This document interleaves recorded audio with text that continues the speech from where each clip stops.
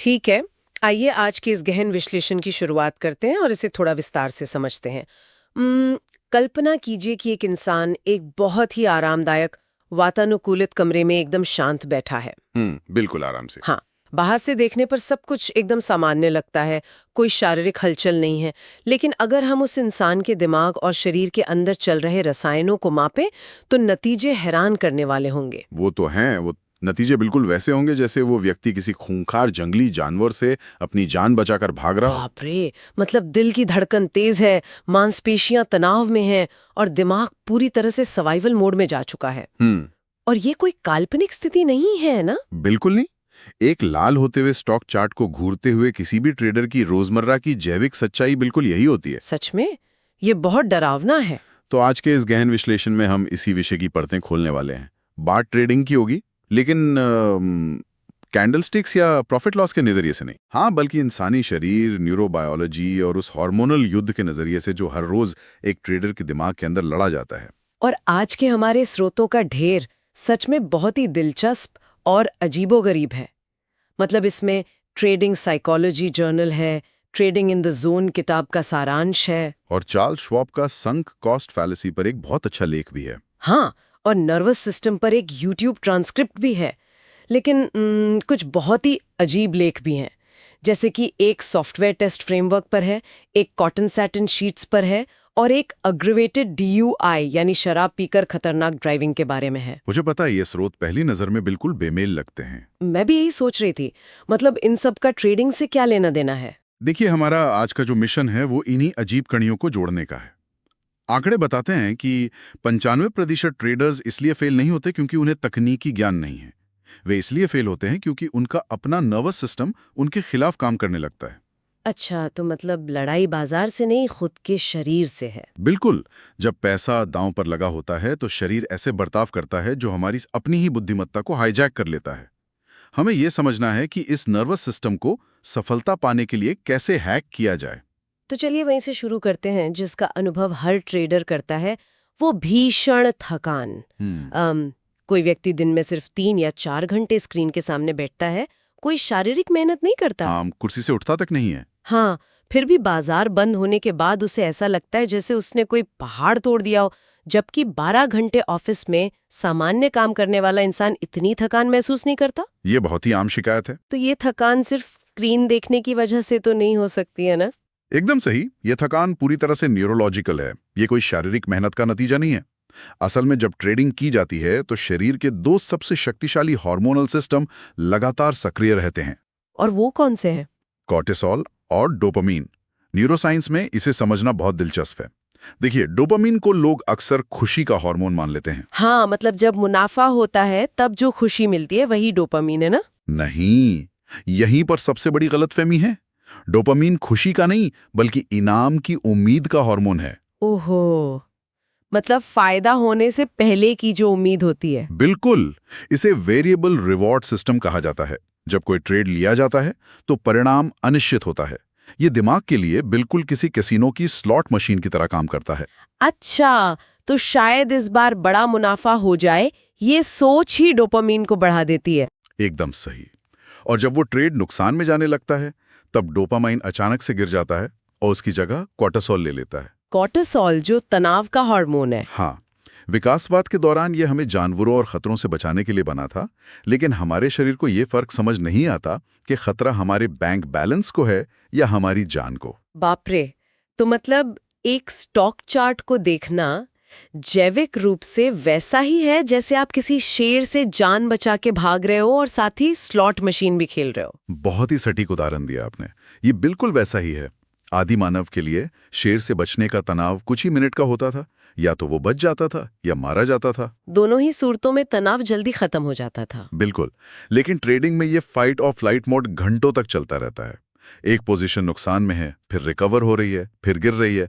ये लगातार अनिश्चितता कॉर्टिसोल को चरम पर रखती है। और मुझे लगता है कि इस लगातार तनाव का सबसे बुरा असर हमारे दिमाग के सोचने समझने वाले हिस्से पर पड़ता होगा। बिल्कुल पड़ता है। दिमाग के उस हिस्से को प्रीफ्रंटल कॉर्टेक्स कहते हैं।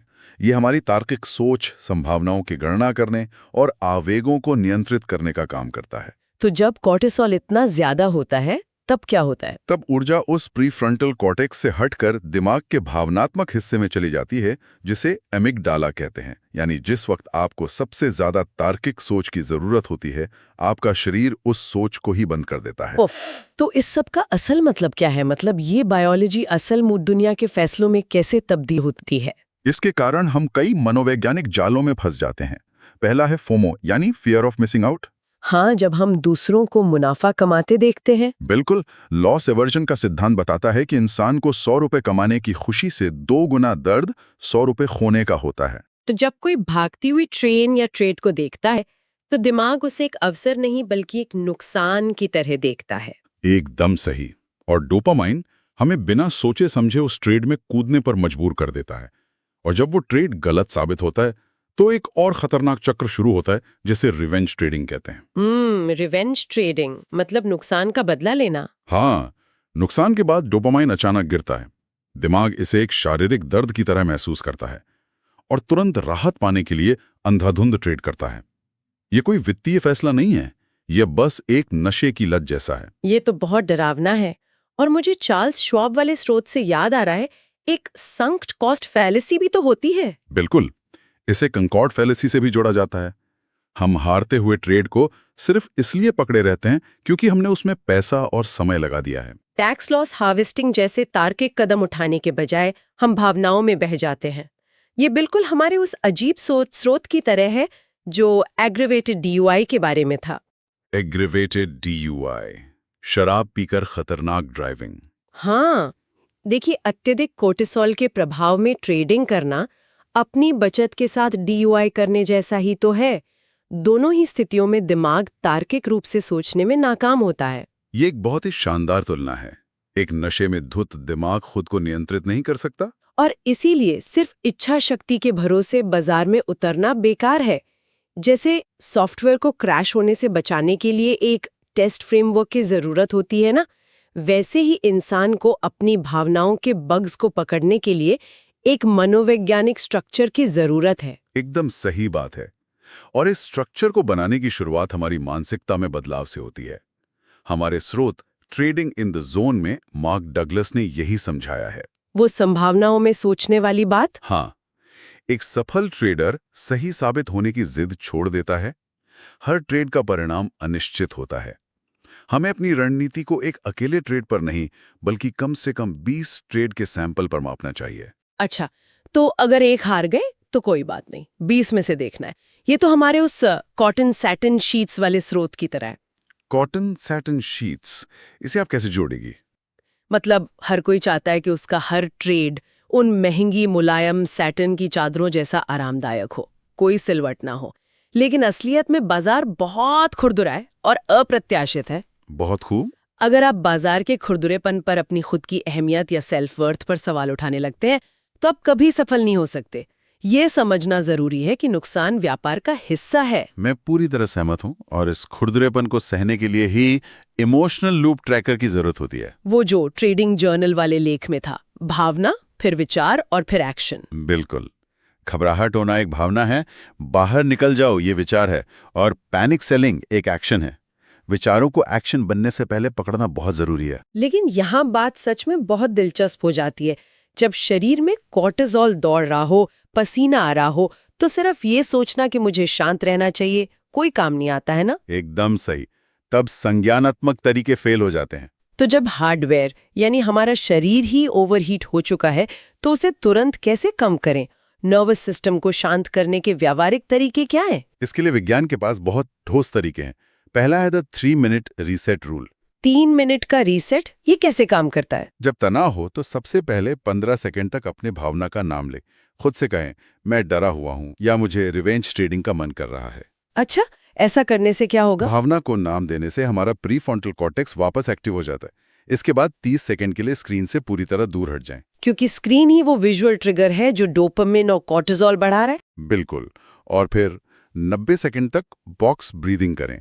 4 सेकंड में सांस लें, 4 सेकंड रोकें, 4 सेकंड में छोड़ें और 4 सेकंड खाली रखें। और अंत में खुद से पूछें कि क्या मैं ये ट्रेड तब भी लेता जब मैं आज मुनाफे में होता? ये बहुत ही तार्किक सवाल है। हाँ, इसके अलावा एक और हैक है, यूट्यूब ट्रांसक्रिप्ट से फिजियोलॉजिकल साय। ये शायद सबसे तेज तरीका है। ये गहरी सांस लेने वाली तकनीक है ना? हाँ, नाक से 2 बार छोटी और तेज सांस अंदर लें और फिर मुंह से एक लंबी सांस बाहर छोड़ें। तनाव में हमारे फेफड़ों की छोटी थैलियां, जिन्हें एल्वियोले कहते हैं, वो पिचक जाती हैं। और वो 2 बार सांस लेने से एक झटके में खुल जाती होंगी। बिल्कुल। और जब आप लंबी सांस छोड़ते हैं तो वो हमारी वेगस नर्व को शांत करता है।